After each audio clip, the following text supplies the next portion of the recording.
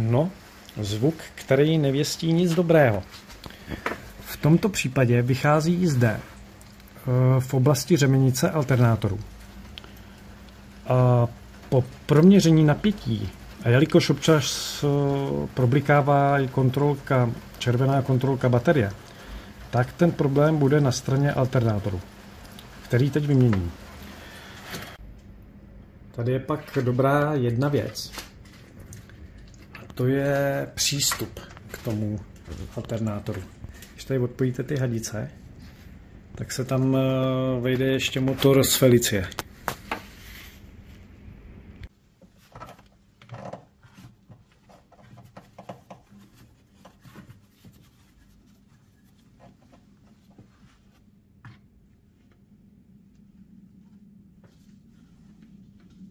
Řemen sundáme tak, že povolíme tuhle napínací kladku.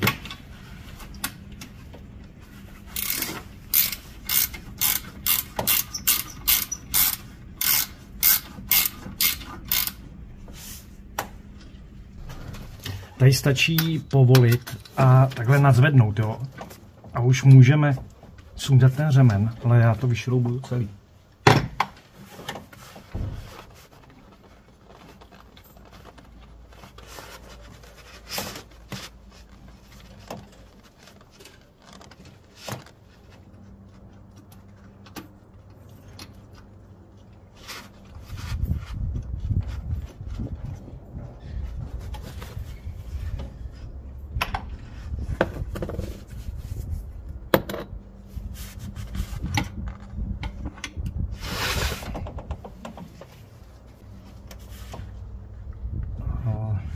Dá se řemen.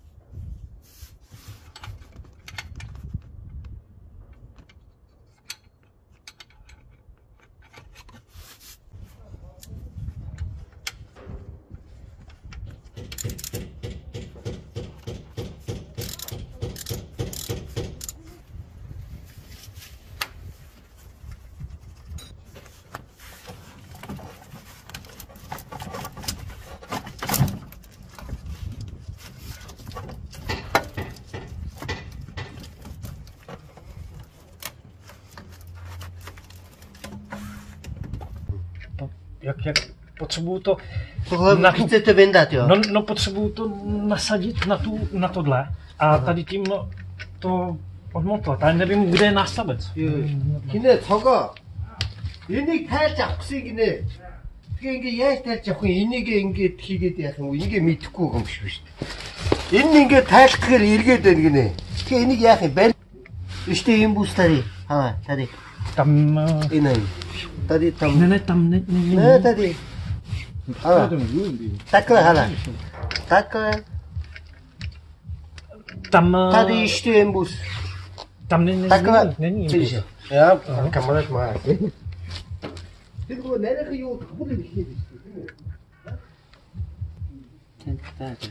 Bu nerech işinde şu şaçım şu.